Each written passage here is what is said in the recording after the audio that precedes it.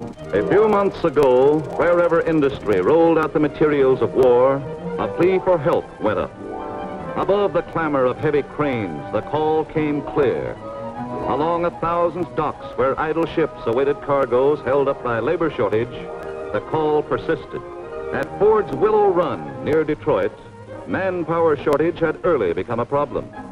From its overworked trackless trains to its assembly line, the need for workers had risen sharply. And Willow Run, the world's largest plant producing a single item, the B-24, had a goal of 1 bomber an hour, a goal impossible to reach with manpower alone. Today, with that elusive goal achieved, Ford pays tribute to the women whose help made it possible, to American women everywhere, whose valor on the industrial front has sped the day of victory. Staunch were our modern women as they answered their country's call, and in the uniform of the WAC and other services, released thousands of men for duty at the front.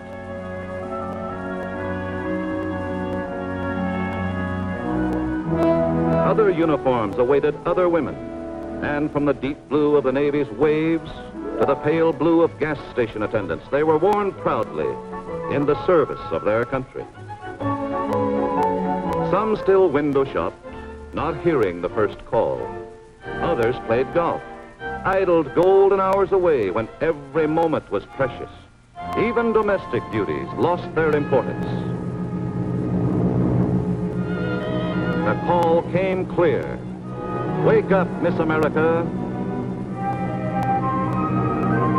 Wake up, Mrs. America. Friendly planes may not always cast their moving shadow on you, but planes loaded with evil men and death.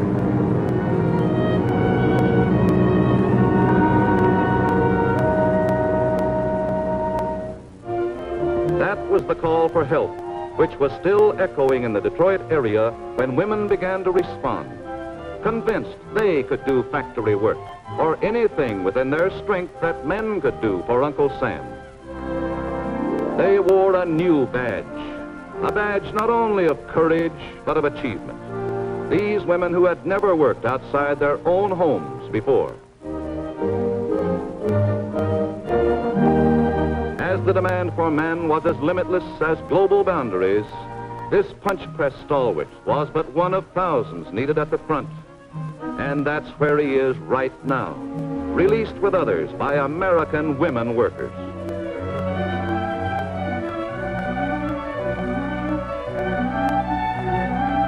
Gradually, the reluctance of husbands to their wives' defense plant jobs relaxed, as such labor became a patriotic privilege. The hardest job of all was learning, but with expert instruction, intricacies of that most complicated of mechanisms, the airplane engine, were readily understood by women.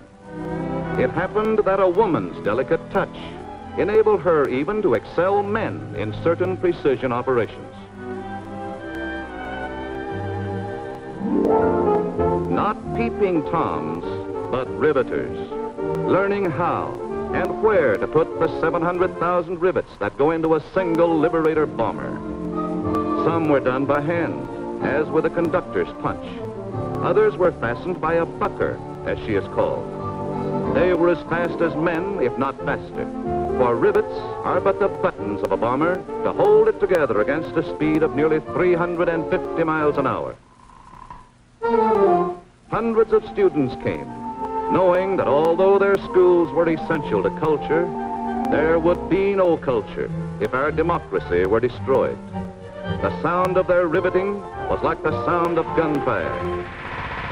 A finished bomber is the sum of more than 1 million different parts. Willow Run, unique among war plants, made every part. Here, the lady of the clothesline became an expert on hydraulic lines. It's a long jump from beauty operator to crane operator, but when a brother is over there, sister can make that jump and buy plenty of bonds from the man's wage she earns. A jigsaw was no puzzle to a woman who knew her sewing machine. Cutting the plexiglass for a bombardier's enclosure was as easy as cutting Susie's new apron. On a template, with steam to make a flawless bubble of the plastic crystal, they shaped it in 6 minutes, with a prayer for the boy who would sit in the nose of that plane.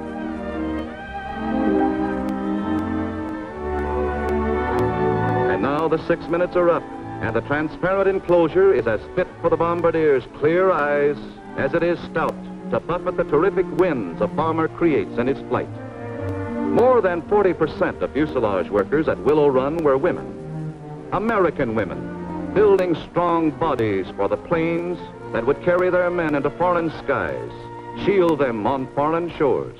Dietitians supervised the meals which were served the women at cost and which compared with the best of urban restaurant fare.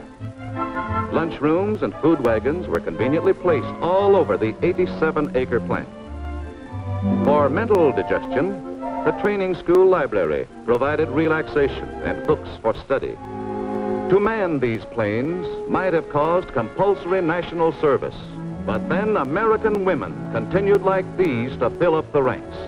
Under the supervision of experts, women installed the wiring which women assembled, while the boys at the front sang a new version of the old song, "The girl I left behind has the job I left behind, and she can have it too, till Johnny comes marching home again."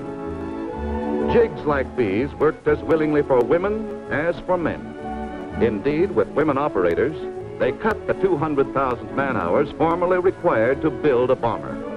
Every one of these giants of the sky was 25% the product of woman's industry, while these mighty 1,250 horsepower engines were equally the product of fair and competent hands. A new kind of sewing bee for the ladies, a new kind of club that has been felt in Berlin and Tokyo.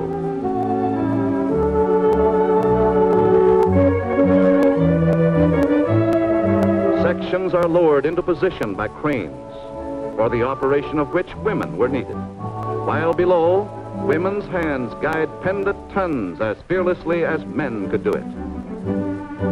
The entire tail section is positioned and so nicely fitted that the finished plane will lift not only its own weight and its crew, but several tons of lethal eggs to drop with deadly accuracy on the foe. Liberators now ready for the final touch and flight to fields of combat. Here they are, ready for the tests and direct delivery to the Army.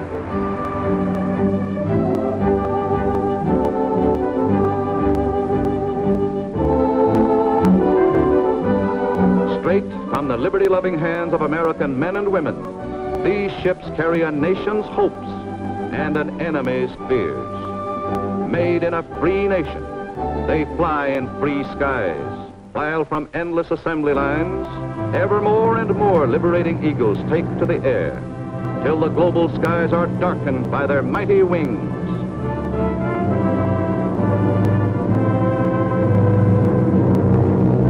Your sisters, Miss and Mrs. America, helped fashion these falcons of freedom. Brother, husband, sweetheart, son may march up hostile shores under a canopy of liberators. Listen, the wings overhead. Hark, your sisters are singing. It is the song of women, American women on the warpath.